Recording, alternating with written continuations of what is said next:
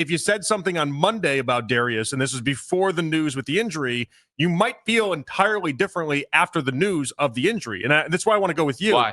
Well, I think for some people, so on Saturday, for instance, you had the whole clip with Earl and Spencer, and it was you discussing about how Darius has to be the one to go. Mm-hmm. I maintained the case yesterday that this shouldn't trade the trade implications for Darius Garland at all, in my opinion. For me, if you trade for him, all of a sudden, like a team doesn't think about, he's not going to be there in September. That's just not how they think. Is he there in January? Mm-hmm. Is he there in March? Is he there when you're getting ready for the playoffs?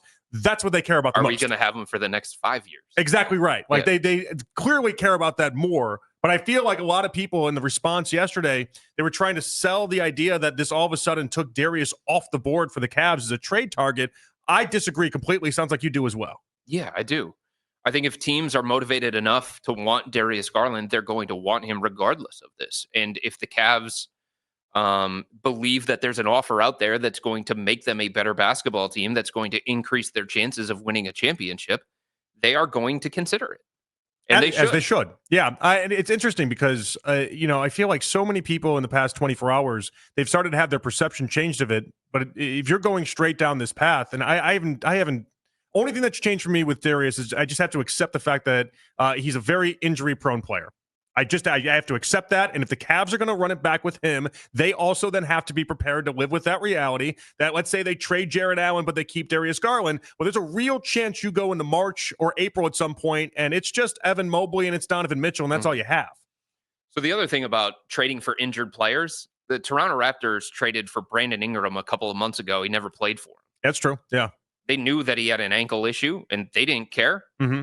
Not only did they trade for him, they turned around and gave him a brand new extension before he ever played a minute for them. Yeah. The Cavs traded for Isaiah Thomas and his busted hip as part of the Kyrie Irving deal. Yeah, now, that didn't work out well for the Cavs. Yeah, it didn't work out well, and obviously they had to do a lot of due diligence on what that hip was going to look like and whether they needed to reconfigure the trade and all that kinds of stuff. But if you want a player enough, you're not going to let a minor injury that may keep him out for a couple of weeks in October prevent you from going after that particular player. And I think there's enough teams out there that feel like Darius Garland in their situation for the things that they need to be successful would be a big-time asset and a big-time get. If you're Orlando and you have a hard time scoring 100 points on a nightly basis and you need shot creation and scoring and shooting and playmaking for Paolo and Franz, you're going to be interested in Darius Garland.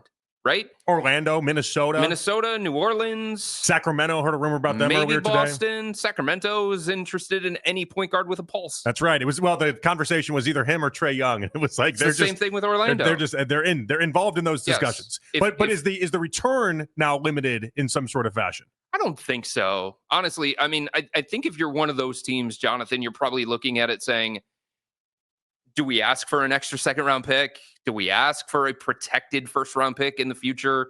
Do we hold back on adding a first-round? Whatever you think you're most comfortable with, do you try and take something out of that deal or force the team to sweeten it a different kind of way just because this variable exists? I think that's the conversation. Which, if I was a team, I would not only would I ask for it, I'm very scared of the Darius Garland business right now. I hate thinking this way because I obviously I loved Darius for a long time. I remember actually talking to you on the day that they drafted him, and no one was really sure who they were going to draft. I remember being like, Chris, I want Darius Garland. That's the guy that I want. And you were telling me all these different positives about him, and then obviously they end up taking him. But it was up in the air. And it's been a long road with him. But at this point, why am I investing any more time with a guy that I can't rely to be on the actual court? I think it's a fair concern. I think it's concern that other teams around the NBA have about Darius. It's not just a toe. It's also like a compilation of injuries that he's had go all the way back to college. And then you talk about the type of player he is and his makeup and his build. And you ask yourself, the style of player that he is, are all of these injuries going to catch up to him? And what happens if he loses some of that speed? What happens if he loses some of that shiftiness? What happens if he loses some of that stop-start ability? And all the things that make Darius so dynamic and so special. You have to ask yourself that question. On the other side of it, he's 25 years old. He's a two-time All-Star. He is one of the better young point guards in the NBA. And those things don't change because he had surgery on his toe. Well, and it's funny how in the NBA especially too, how so many teams will just convince themselves like, well, the injuries will be different when he's there with us. Our medical staff is different. Yeah, they just how much we play our players is different. What we demand of our players is different. Sure. Of course, teams are going to look at it like that. And if I'm Koby Altman, I'm going to go ahead and let a team convince themselves so they can do something different with Darius as opposed to what they were able to do. Because listen, they tried. I mean, you had the front row seat to it all. They tried to do things a little bit differently this year as far as the minute usage and how they were trying to attack the season. And you could tell it was purposeful. They wanted to make sure they could get there all healthy. And then on the other side of it, you look at someone like Tibbs just running everyone into the ground, and it's like, well, all right, their guys were healthy when it mattered the most. Like, I don't know that there's a true recipe for how this whole thing actually ends up working. But I don't think there is. Jonathan, look at it. Darius played a career high in games this year. He played 75 in the regular season. And then, unfortunately, he had a fluke injury at the wrong time, and then he re-aggravated it in the playoffs. You can't predict that. You can't predict if Evan Mobley is going to come down wrong on somebody contesting a shot. You can't predict if DeAndre Hunter is going to get tackled on a dunk attempt, and then all of a sudden he's going to have a thumb issue that's going to bother him for the remainder of that series. I think that's part of what made it so hard for the Cavs, is that they feel like, and they have every reason to feel like, that they handled it the right way during the regular season. Yeah. They took some of the workload away. They managed the minutes. They gave rest nights. All to have the same result. All to have the same result. Yeah, it's got to be infuriating. Lose at the same stage.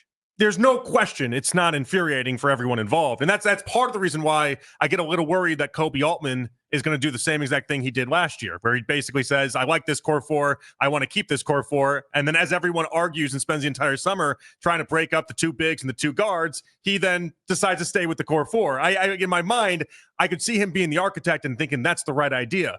But I could also see him turning around and saying, we got to shake the snow globe as well. So the thing that I keep going back to is if the Cavs are looking at this, Jonathan, as we're not good enough, we need to improve. Do you think they're not good enough? I don't think they're good enough. I think there's enough evidence that says they're not good enough. All right, I guess we need to talk about in a playoff environment. Okay, playoff environment. Because again, like Vegas still has them as the second best odds next year to be in the NBA Finals. I totally get that. They've got 3 All-Stars. They've got the reigning Coach of the Year and Defensive Player of the Year. So what are they missing? I think they need more guys that are 16-game players as opposed to 82-game players. I just don't think they have enough guys who their game, their skill set translates to playoff level success. I asked somebody this question the other day. Okay, you're watching the NBA Finals. You see Indiana, see Oklahoma City. Yeah, I'm yelling about the graphics on the TV. Get me that Larry O'Brien trophy. How many Cavaliers can survive and thrive in this series that we're watching right now? Be honest about it. Yeah, there's not many. And listen, 2.5. Well, and so I don't even know. Like, if we're talking playoff basketball, like we're talking about. I know Donovan knows how to do playoff basketball. Yes, he does. But the evidence also suggests he's never made it out of the second round in his career as well. Not entirely his fault. Not at all. But like, I know he can do playoff basketball. Yes, you do. I don't know for certain. Jared Allen can. Darius can. I don't even know for certain Evan Mobley can. I like to think that he can. Yeah. But that might just be me being like, wishful thinking more than anything. I think you put more belief in him. I like to. We've seen Max Strus do it. He's been in the NBA Finals. He would be the half. Okay, he gets a half credit. He stunk in that game, by the way. He stunk in the series. So like he at least did it. Okay, and then we shut off the faucet. That's it. Who else you got? No, I mean, I'm not coming up with some good responses as far as for who I would put in there, but 2.5 is obviously not nearly large enough of a number. And that's just one way to look at it, right? So I don't think they're good enough they have the right guys to have the playoff level success that they want to have, to win a championship. I think too many of their guys get played off the floor. I think too many of their guys have limitations that can be exposed by the opponent. When you're talking about small margins, right? Right. We're not talking about Washington in November. Right. Okay? We're not talking about Sacramento in January. We're talking about the best teams in the Eastern Conference, the best teams in the NBA, that everything they do when you get into a playoff environment is try and exploit weaknesses.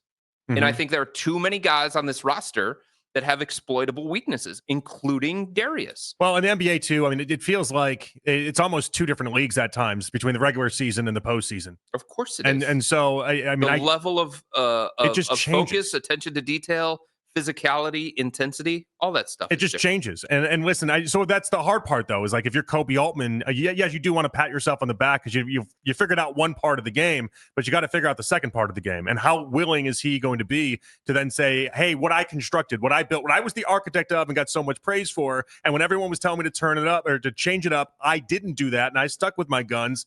How willing is he going to then say, okay, we got to make the move? So if you're approaching this from the standpoint of we need to get better, yeah, and we need to close the gap because we're just not good enough. Yeah. If that's the way that you're approaching this, how do you improve? Okay, I think you can look at it and you can say, well, we weren't fully healthy. An all-star level Darius playing that kind of way, that makes it a little bit different, right? Evan Mobley dealing with the ankle injury probably makes it a little bit different. And then you can start talking about the injuries again, just like in the past. That's one thing that this front office could. When you're evaluating everything with this organization, you have to have an honest approach. But that is something that they could tell themselves. I think that's what a lot of fans are telling themselves right now, especially after the Darius news. I saw a lot of fans going towards that. It's like we were a very injured team, and now they're going to that being the reason why. So you could also bank in internal improvement. Evan Mobley's going to be better, right? Mm-hmm. He's gotten better every single year. Yeah. He had a breakthrough season last year, became first-time All-Star. And they love the idea that All-NBA. Atkinson won't be coaching Team France this summer and will actually be around. Year 2 of Kenny Atkinson, his system, more familiarity. Maybe you learn from these playoff failures and you're better because of these failures as players. Mm-hmm. Maybe you're tougher physically and mentally because of going through these things. So there are small things that this organization can certainly tell themselves about, hey, we will be different next year. We can be different next year. But if you say this requires something or someone different, there aren't a lot of pathways to that. There's not a lot of pathway to external improvement here. They have 2 second-round picks, number 49 and number 58. They're not doing anything for a team that has championship aspirations. Yeah, you don't have a first to 2031? Free agency, you don't have any kind of money to spend other than veterans minimum. Mm-hmm. You know what kind of players you get on the veterans minimum? Not the best ones is what they tell me. Are they really going to move the needle? Are they going to help you better compete with Indiana? Are they going to get you closer to Oklahoma City? 3 veterans minimums players? No. Like that's what you're doing in free agent? Like, no. So if you approach this as we've got to get better, the improvements that we have to make are not entirely internal, they're external. Mm-hmm. What's the pathway to that? There's only one. It's trade Darius. I mean, you could sit there and you could say, well, trade Jarrett. Jarrett's a playoff no-show. Jarrett's probably not going to get you much in return. That's exactly what it comes down to. The value of what you get back in return for Jarrett Allen. Wait, what is Dalton Connect and Rui Hachimura going to do for this team when it comes to trying to chase down the Oklahoma City Thunder? Well, so are we getting the best value, though, in return for Darius now? And you have the toe injury. We've talked at length now about the injuries and everything associated with Darius. He's coming off an all-star appearance. But you might still end up – are you getting 75 cents in the dollar for Darius? I don't think so. What's that number look like for you? But that's the thing. Like, the Cavs aren't dumb here. They're not in a situation where they're desperate. These are hard decisions. These are painful decisions. Do you think a couple years ago the Boston Celtics wanted to trade heart and soul Marcus Smart? No, but they wanted to make sure everyone on their team was 3-and-D, and he didn't have the 3 portion of that. That's exactly right. But that was a difficult decision for them. You know what I mean? Mm-hmm. Like, when you're talking about improving your title chances, sometimes these decisions are going to be difficult and painful. That's what it comes down to. Just like Darius. It's not an easy decision to say yes to a Darius Garland offer, right? And if there isn't an offer out there that the Cavs think will make them better equipped to handle the Indiana Pacers in a 7-game series or compete with New York or however you want to look at it, if that deal's not out there, then they keep them. Yeah, Chris, I mean, it's just fascinating to me because I know you're right. I know there's no easy way out. There's no simple way to go ahead and do this. And I definitely am of the belief, I'm like, shake the snow globe. You got to find something new. I don't want them to have to get 75 cents on the dollar, 80 cents on the dollar. But now after hearing you describe it, and listen, in the back of my mind, I feel like I already knew that the Cavs were in this spot. It's just interesting hearing you say it. Where it's like, I want them to do something. I want them to change. But I also realize the roadblocks are there and they exist. And am I really going to be satisfied if they trade Darius for 65, 70% of the value? Because I don't know the team that's going to do that right now and then get a return where the Cavs are like, yeah, we're right where we need to be. And we were able to try to put the pieces to go ahead and fit. Any kind of Darius trade that you're talking about, Jonathan, it comes with the understanding that you're not going to get the best player back in return. You're not. But what you hope is that you get a better fit. What you hope is that you get more of a playoff riser. What you hope is you get multiple players that can fill in your rotation. All of a sudden, you deepen your team and you're better 7, 8, 9 or something along those lines. Now, is it unfortunate that you would have to part with Darius in order to do that? Yeah, of course it is. But that's the situation that the Cavs are in. They don't have draft picks to trade. They don't have a bunch of young, talented players that other teams would want beyond their core four. Yeah, you could probably get something for some combination of Isaac Okoro, Dean Wade, some of these other guys, maybe Jalen Tyson. But we're talking about trying to win a championship here. And the type of player that you need back in return. They don't have a first-round pick this year. They don't have money to spend in free agency. So if you're trying to be better, if you're coming at this from the standpoint of we need to improve our chances, there's only one pathway to do it. It's via trade. I'm hearing you talk. I can tell that you've had a lot of sleepless nights thinking about this. Okay, I can see in your. I love watching Darius. No, I love talking to Darius on a daily basis. I think that's part of it. I don't know, but I can see as I'm watching you. And I'm watching you as you're framing this. I'm like, oh, he's spent a lot of time on this one. Like this has been. I mean, it's been your life. No mistake about it. This is what you do day in, day out. It's we talk about it, but you obsess over it, and it's just I can see the roadblock that you got to. The Denver Nuggets won a championship and had to turn around because of their salary cap limitations and get rid of Kentedi Vias Caldwell Pope. Yeah, you think they wanted to do that? No. But sometimes you're in a situation where you have these hard decisions based on the situation that you're in, based on the outcome of the season. So are they foolish if they just bank on the idea that Evan Mobley is going to get much better? And you're riding this Mobley Donovan, but really it's Mobley just developing and getting much better and then running it back with the same pieces? I don't know that Evan Mobley is going to be ready for that level of what you need him to be at now to win a championship. I think that version of Evan Mobley that you're talking about, I think that's 2 or 3 years down the road still. Yeah, I mean, think about it. Was it Giannis in year 6 that he won the MVP and Mobley was just year 4? Yeah, and it's also a mind shift that he needs to take. He needs to understand how to be the man. He needs to understand everything that comes with being a star. It's not an easy thing for everybody to handle that level of expectation, that level of pressure, that level of attention from a defense. Sure. It's not easy for Donovan Mitchell to take a step back when he's clearly the more talented and more seasoned and more ready and more mature player. I just don't know that the Cavs are at that position as an organization yet. I don't think they are. Okay. I'm trying to find a way that, because it's see the crossroads that I'm having here is that I listened to you on Saturday. I read your piece earlier today on Cleveland.com. Like, I know that you're saying like this is what they have to do, but on the other side of it, I'm also hearing you say like it seems impossible to get the return that you would want. And so if the base of this is just the idea that you're going for a new fit, I'm all for that. I'm here for trying out something different. I don't hate that. I also don't hate the idea that I know. I mean, I hate the idea that I just can't rely on Darius anymore. You know what I mean? You see where I'm a little torn in this discussion. Of course, and I think the Cavs would be torn too. Are you kidding me? Yeah, absolutely. No, this is a guy who is supposed to be a franchise pillar. Yeah. But I think you also have to have an honest evaluation of Darius the player, and that comes into play as well. And Darius the player has defensive limitations that get exposed in every single playoff series that the Cavs are in. Look, before he was dragging his leg, and we can admit that the Indiana series is a very difficult evaluation for anybody because the version of Darius that we saw during the regular season, that guy wasn't there. Yeah. That guy couldn't be there against the Pacers. But before he had that toe issue, Miami Heat players were calling him out for his terrible defense, and they were right.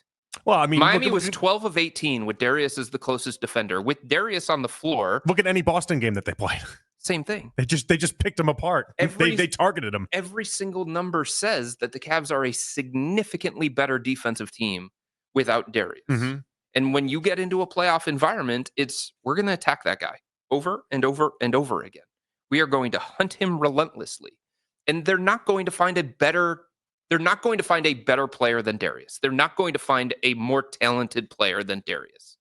They might find a more impactful player when it comes to playoff basketball. And that's what Koby Altman has to seek out. But the empathetic part of myself for Koby in this discussion is that whatever trade it ends up being, if they do go down that road, and I still don't know that they're going to go down that road, only because I feel like he's the architect of this and he loves that, and that's part of it, right? Sure. I think listening and considering are very different than saying yes to. Yeah. And so if I'm just thinking about like why I feel empathy for Koby Altman, though, is that you're going to have a trade if you go down that road, and it's going to look, that byline's going to look like the Cavs got fleeced.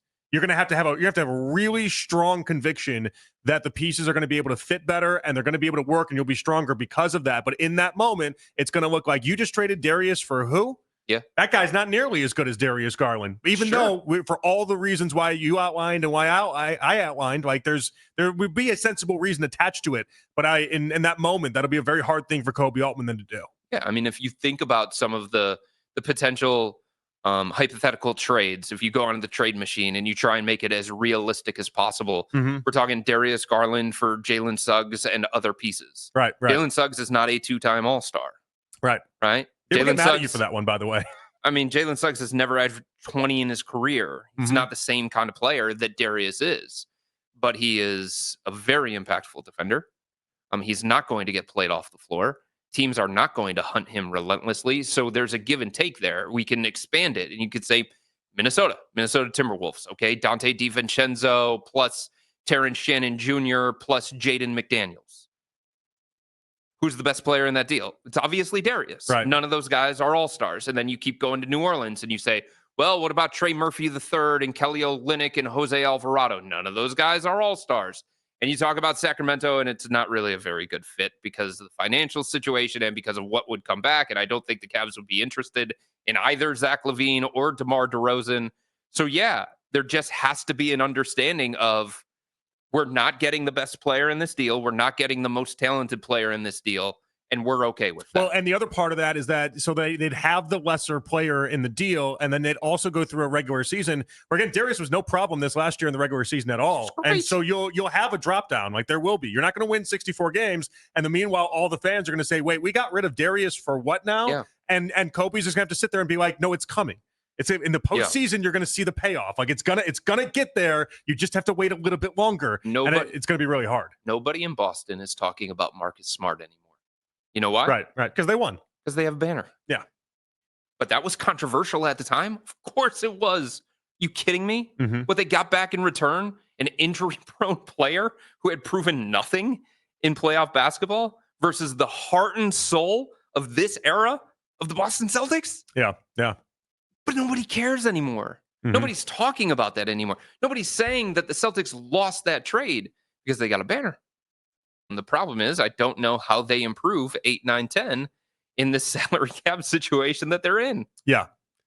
I mean, it's tough. And the situation they're in with the salary cap, and then we talk about the second apron and everything else associated with it. Like, and we know the second apron is fluid, obviously, so that can change. Yes, but it's very restrictive. It's very restrictive. It's hard. Let's talk about it for a second, though. The idea that Atkinson did rave about his 6 through 10, and then obviously in the playoffs, it turned out to be something a little bit different.